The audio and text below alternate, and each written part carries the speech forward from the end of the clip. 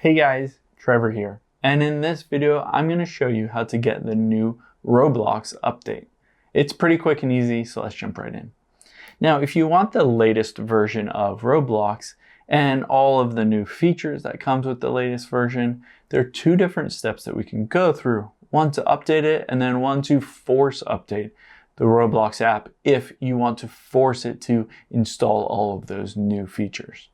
The very first option is just to head into the App Store, and then we'll tap search at the bottom right here, and then we'll search for Roblox.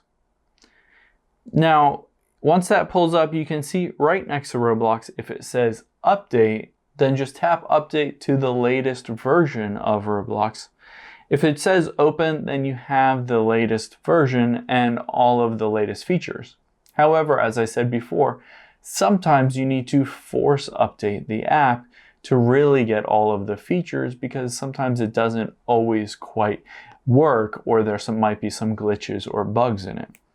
So to do that, we're going to hop out of here, and we're going to open up our settings here, and then scroll down until you find General and tap on General.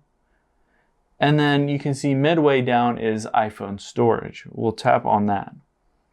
Now we'll wait until all of these apps load up, and we'll search for Roblox. So scroll down until we find Roblox, there it is.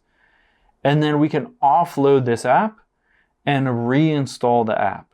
This doesn't remove any of your games or your profile or anything, but it force resets to the latest version of Roblox and installs the newest update so that you can have all of those new features. So once that's done installing here, you can tap on it and update Roblox and go back to playing your games.